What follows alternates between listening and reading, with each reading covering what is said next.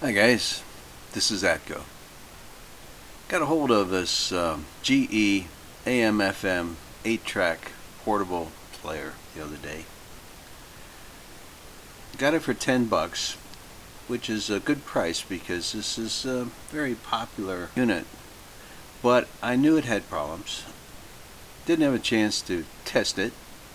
But the guy told me what was the situation with it, and he said that it does work, but you got to keep playing with the volume control tone, or you'll lose most of the sound. And then also the 8-track, it will play, but he said you'll hear 2 tracks.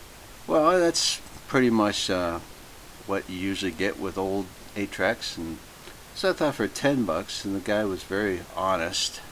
I thought I'm going to give a chance with it because one of the things with this, first of all, I like the way they look, called the GE loudmouth 8-track.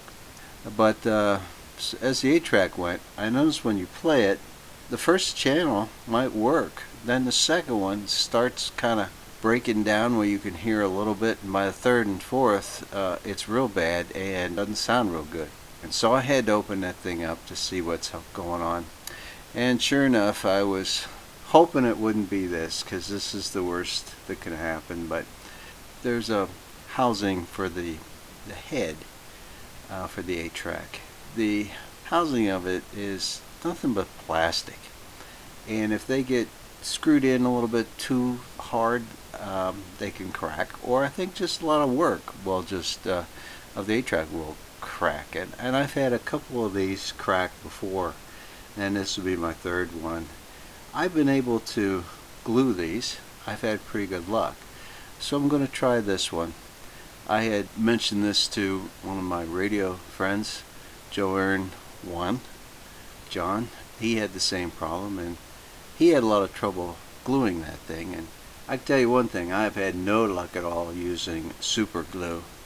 The only thing that will work is epoxy, and the best epoxy I can find for plastic is one that's made just for plastic, and I've had good luck with this. So I thought, well, let's give it a shot with this one. Now, once you get in, what I do when I have this happen, first I get into where the crack is, and I just put a little bit of epoxy right in where the crack is, trying to go inside along the edges of it, not along the sides, but right where the crack is. And I put some epoxy in that, and then put something heavy to hold that down. And this stuff will hold for, you can start working with this after about 15-20 minutes. So I do that first, and then I go back, and then I put my good epoxy on top of it to make it stronger around the edges of where that crack is. Again, you can let that go from that weight after about 20 minutes, but it really takes a good 24 hours for it to completely set. Okay, so while that's going on, I thought, okay, well, let's see if we can clean up those controls. This thing, it's got a lot of things on both sides and a lot of wiring between the two, and it's not a plug, and they're actually soldered together, so you don't have a whole lot of space to work on, and you got to be careful that you don't pull out some of the wires out. But anyways, I looked at that. To get the controls, or the volume controls and the tone, you have to screw out a little part of that circuit board, and there's 3 screws there, and you get those out of there, and you can pull that circuit board out of there, and then you'll see a normal type of level control, and you can go in and squirt those with your electronic cleaning spray and work that through 10 times. Spray that 2 or 3 times and run the controls from one side to the other at least 10 times, and that will probably clean everything up, and this one did for me as well.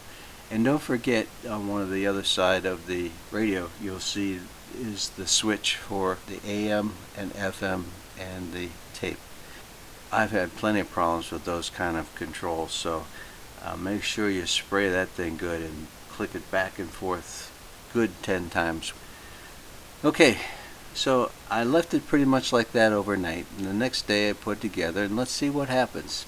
I started playing a tape, And where before I had maybe the first program would work okay, then the second it started feeling 2 tracks, and then the third and fourth, I mean, like, didn't work hardly at all. And I'm sure that's because the plastic was breaking and was letting that head just go wherever it wanted to go. Alright, with that glued now, it's not going to run around like that. But what I did have was I was having 2 tracks playing on one program, whether it be program 1, program 2, 3, or 4. It was always off 2 tracks at one time. At least it was doing the same thing each time. It looks like it was holding. It's just the problem is the whole head needs to be adjusted. Okay, so you go underneath, or in this case on the back, there'll be a little screw in there where you can adjust the heads without having to tear the whole module out.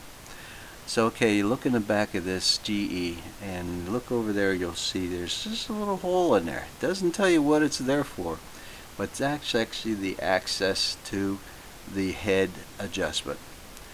So in order to set that back, start a tape going, and you go in there with your screwdriver and get to that screw, and don't put a lot of pressure on it because it'll throw off what the tape is. You just want enough that you can get to it and just start turning it a little bit left or to the right and see what it does to track. It didn't take too much adjustment for me, and that got all of the tracks to look good again. So put everything back together. I like this little unit. Everything's working, the controls are working, the 8-track's working. It's a nice looking unit, and this is something definitely I'm going to keep in my collection. So okay, I'm just going to end right now, and I'm just going to show you a little bit of what it sounds like when everything's working, and that's how I end up with this little test. So for now, this is Atco. I'll be signing off.